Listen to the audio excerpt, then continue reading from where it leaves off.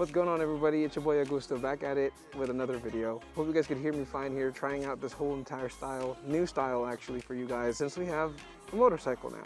I know the last video, or the last motorcycle video I had posted for you guys, it was booming. So again, if you guys came from that video, truly appreciate everybody's support. Welcome to the channel. I go by your boy Augusto here, and if you haven't already, tell your mom, tell your friend's mom to go and subscribe to this channel. With that being said, let's go and talk about what I think about this bike so far. It is still in the break-in period. So if we pan over this way, this is going to be the black base model S1000RR right next to my friend's GS F800 BMW gang.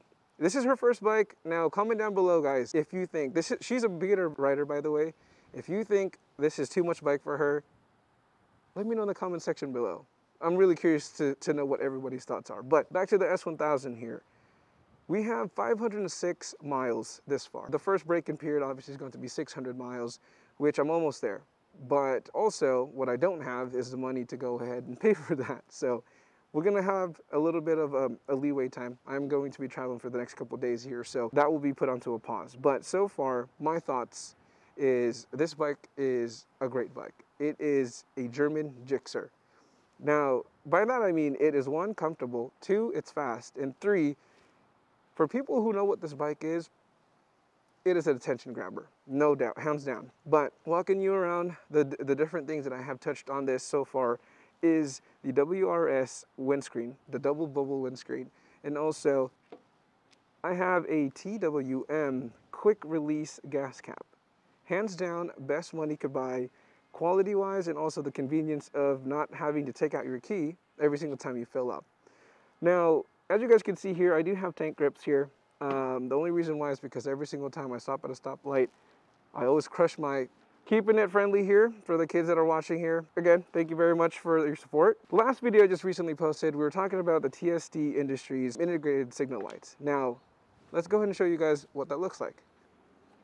As you guys can see here, they are super bright, and I really was kind of skeptical about it because they look like little bullets, but hey, it gets the job done, and at night it is super bright. So let's go ahead and turn on the hazards if I can find it. There it is. So hands down, 10 out of 10, highly recommend. If your bike is compatible, or if this is compatible for your bike, go ahead and get yourself TSD Industries. I don't have a discount code because I'm not a famous guy, but I mean, they really do have really good products. Now, moving over to this side here, I did a slip-on Akrapovic exhaust. We'll do a little startup later in a little bit here, but hands down, the stock exhaust system is very, very quiet. So you are definitely not going to be heard on the freeway or with splitting lanes, especially if you're in California. So highly recommend the Shorty GP Akrapovic slip-on. Now, I guess at this point in time, this is really all I've done so far to the bike. So let me know what you guys think, if the build so far or the mods that I've done so far is good or not. So let me know what you guys want to see moving forward, but let's go ahead and get you that startup, and then we'll move on to the questions that I have received on Instagram.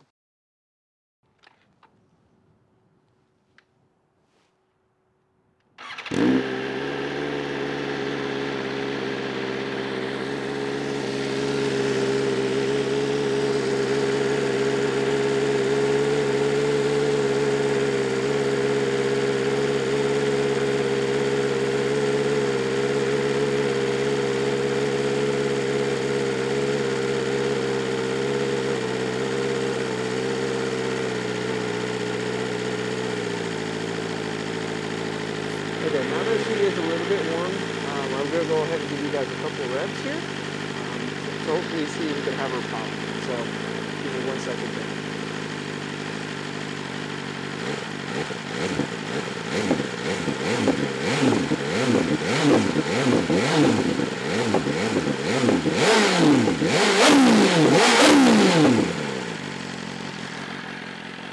So she sounds pretty good. If we get her to get a little bit more louder just to be heard for sure on the freeway, I would like to do that. So that only means off-road use only here in California. Headers, I'm probably going to go with a stainless steel. Save your guys yourself some money and not really go for titanium, since this is not going to be a show bike. It's just going to be another daily rider, minus winter. Obviously, I'm probably going to winterize this bike sometime soon. But yeah, like I said, we're gonna go ahead and cut over to the next clip here, and then we're gonna go talk about the questions that I've received so far on Instagram about this bike. Stay tuned. Hi guys, I'm Kat. This is my first bike, F800 GS BMW. I just got my M1 a couple weeks ago, and I took the class at the Harley-Davidson Arden dealership in Arden, California.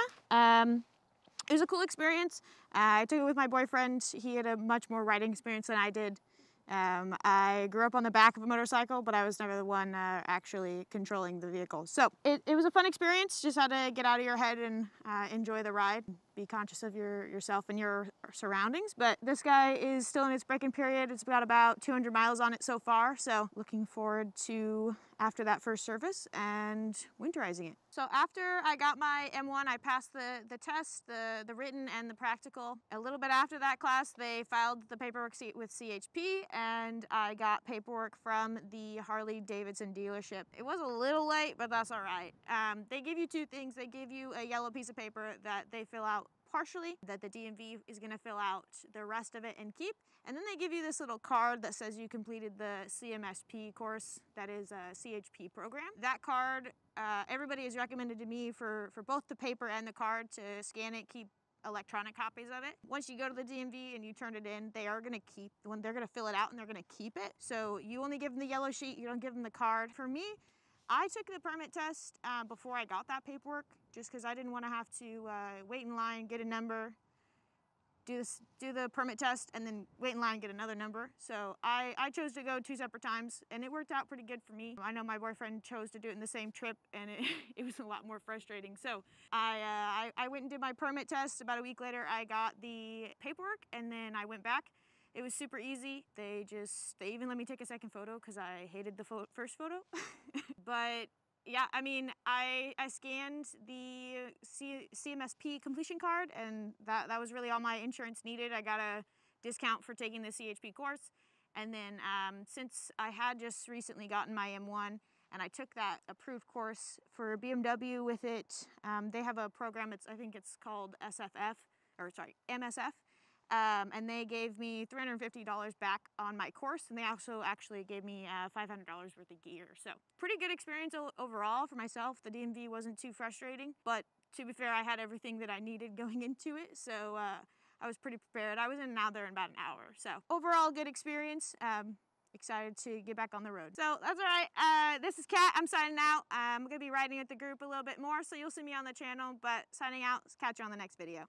Alright guys, so as I'm going to be talking about this topic here, about the questions that I've received this far regarding the S1000RR on Instagram, it pretty much is rideability. How is the rideability of this motorcycle, and pretty much if it's one, comfortable, or is it two, for it being a leader bike, super fast? Well, this is considered a part of the super, I believe it's called a super bike category, since it is a leader bike. But this far, honestly, suspension could be better, but then again, I haven't really fine-tuned it to my specific weight. I'll be going to that appointment next week, and hopefully I can take you guys with me. But at this point in time, this bike is definitely going to be damn near considered a Swiss Army knife. It is good in the city riding, although despite the engine being super hot at times. But when it comes to power, there's different riding modes. So obviously, if you don't want to go super sensitive on the throttle, you could go easily switch over to road mode or even dynamic mode for the ECU to kind of be more dynamic of the riding style that you are riding in at that current time. Now, with the weight of this bike considerably lighter compared to the F900 that I had. This, I believe, wet weight is around 440, 443, where my F900 was roughly around, with all the bells and whistle, 475 wet weight. Now this is pretty much a significantly taller bike for it being a leader bike, and it's understandable, right? More power, sport bike, wider tank if you would, but compared to what I've been hearing this far, the tank on this bike is considerably a lot more narrow compared to other leader bikes. I have yet to swing my legs over another leader bike, so I can't really tell for you guys. But other than the rideability, this does not have cruise control, so that's the only gripe that I have when riding long distance. But I really don't ride that far. Most of the time I only ride with my friends. Other than that, bike is very smooth, very dialed, very tuned to comfortability for any rider. Now, would I consider this as a beginner bike? Probably not. But then again, if you are a fast learner or have been riding other bikes, even mopeds, if you know how to control yourself and the bike at the same time, I believe you can go ahead and get yourself an S1000RR, no problem. And then now with the wind compared to the F900, obviously with this having fairings and a windscreen, I am not blown away by the wind as much anymore. Now, a lot of people have been asking what my thoughts are about the winglets. Don't get me wrong, the winglets look amazing. It makes the front end of this bike look very aggressive. I believe this was inspired by the M1000 previous years, obviously, because the new 2023-2024 M1000RRs look a lot more beefier. So winglets are fine. I like them, but is it needed? Probably not, because I really don't go fast on this bike and I do not plan on probably tracking this bike anytime soon. But I do want to go ahead and at least experience a track day with this bike. Obviously not full send, just want to get some seat time with it. Now, this bike came with some Dunlop, I don't even know what these tires are. Definitely not going to be the greatest. So eventually I would want to switch over to Michelin's. Once I get the money, obviously, and also kind of put some more miles on this, make it worth it, because I mean, I did pay for it, right? So let's go ahead and switch over to the next topic that I wanted to share with you guys, which is the tank grips. A lot of people have been asking me, has it been helpful? Has it been annoying? Does it really work? In my opinion, yes, specifically for this bike, because the engine braking on this specific bike, S1000RR, it ends up pushing you forward. And if you are trying to brace your knees on the tank for it being slick, whatever riding pants you might have, leather, jeans if you're a squid, or NBT pants, which I highly recommend you guys at least wearing, you end up sliding forward and then you're going to crush the precious goodies. Now, other than that, I love them. Tech spec, they're really hard to find now for some odd reason. I ended up scoring these on Amazon and they were very limited on the supply. So if you guys can find that brand, it's called Tech Spec here. If you can find that, go ahead and grab yourself some. But lastly here, the question that I've received so much is comparing to the F900R to this S1000RR, how is the gas mileage or how is the gas consumption on this bike, since it is going to be a sport bike? Hands down, considerably, this drinks a lot more gas a lot quicker. So majority of the time before with the F900, I'd used to ride it to and from work. I'd still be able to have at least 3/4 of a tank. And mind you, my work is only 73 miles to and from where I live. And with this bike, I'm only left with 2 ticks. So that's probably like less than 1/4 of a tank. So she drinks gas like it's water, and that's also bad for my wallets because I'm not rich. We're not made out of money. But that's what my thoughts are on this motorcycle so far. Peep the little M forged wheels back there. But yeah, I mean, so far I'm loving the bike. Super grateful for the blessings that I'm able to acquire this bike and enjoy it, and also appreciate each and every one of you guys that have been supporting the channel this far. Hopefully I could bring you guys more content that you guys would want to watch regarding this bike, or even the WRX. So maybe on the next video here coming up, we'll take the WRX out and do a video with it. But I really need to get a radiator guard because it's taking up so much damage right now. So if you guys haven't already, by the way, go ahead and like, comment, subscribe this video, please. Help me grow this channel, support this channel as much as you can. And also, if you guys haven't, go ahead and follow the Instagram. This is where I usually just post little reels of minor upgrades of the bike that I don't really see a reason to film a whole entire video for, such as the slip-on. Support the channel, support the Instagram, stay tuned. Let me know if you guys have any questions or want to see specific details about the bike. If you're considering yourself getting a S1000RR, let me know. I'm here for you. Use me as a resource. Your boy Augusto signing out on this video. Catch you guys on the next one. Like always, stay positive and be awesome. Peace.